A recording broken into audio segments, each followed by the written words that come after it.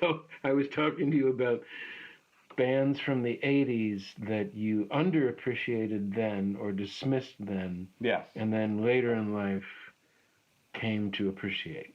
And I was telling you that for me, Tears for Fears was one of those bands. And then Crowded House was another one of those bands. Yeah, Crowded House, for sure. You know, that I didn't dismiss, but I was like, oh, it's the 80s, it's another 80s pop song. But it's well-crafted, well-written pop. Absolutely.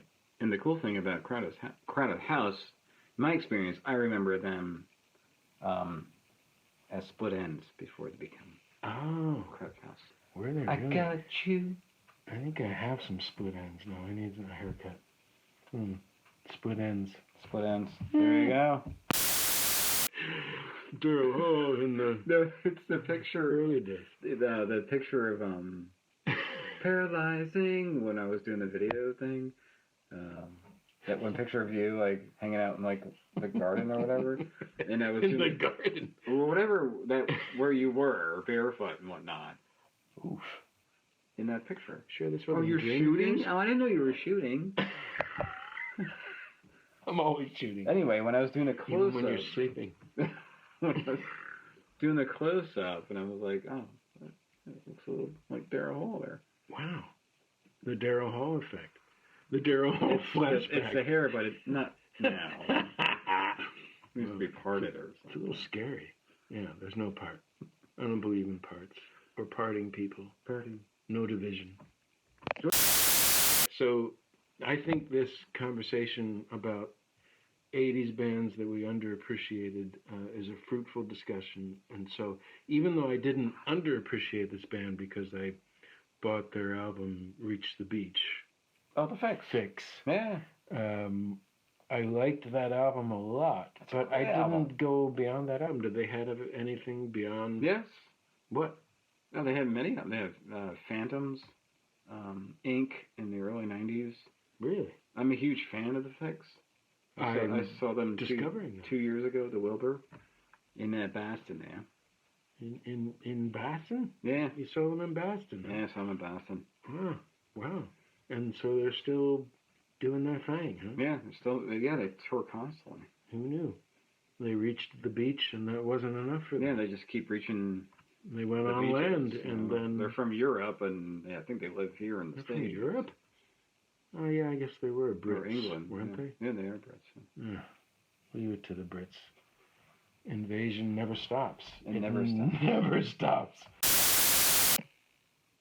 All right, so we've been talking about 80s bands that we underappreciated. Now I want to shift gears a little bit and do this stupid thing that I hate. I don't want to do the stupid thing that I really hate, which is who is the best this or that. But how about pop drummer? Drummer in the pop realm in the 80s. As in the best, or? No, as in one you really appreciated. They did great work.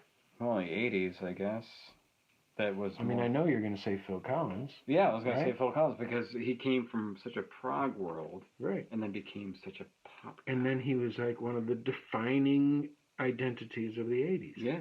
Behind the drums and in front of the drums.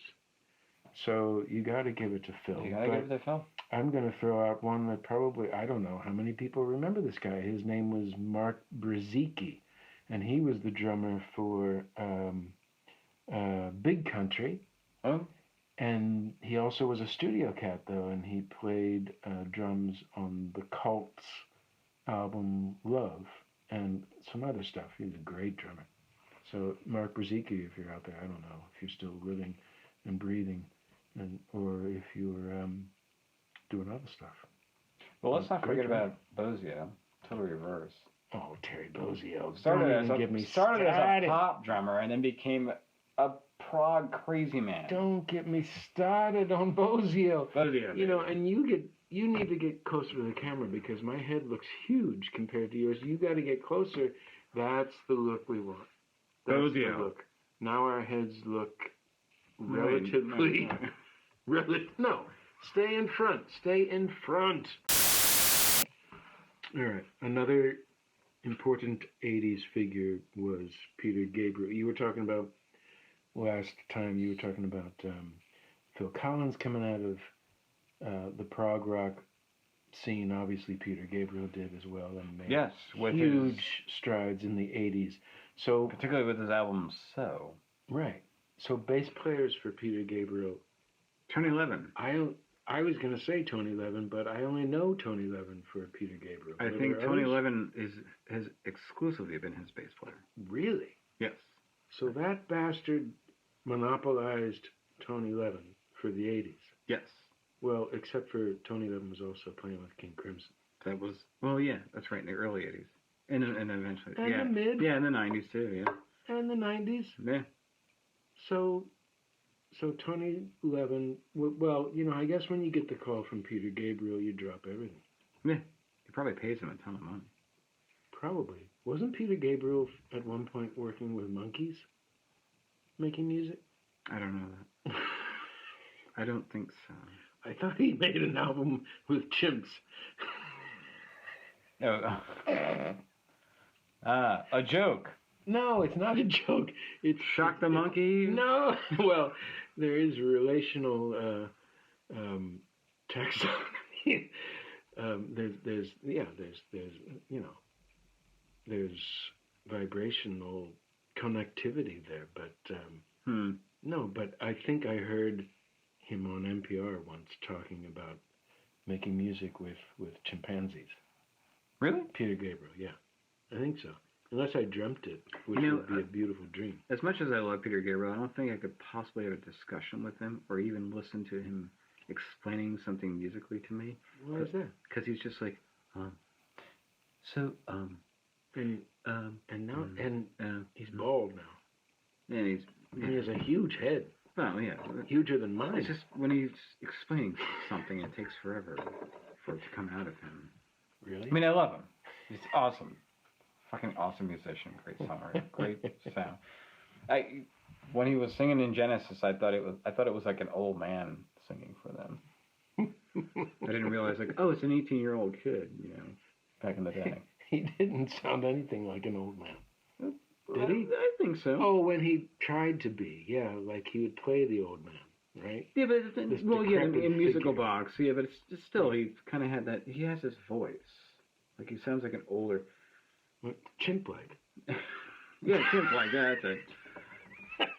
Gorilla-like.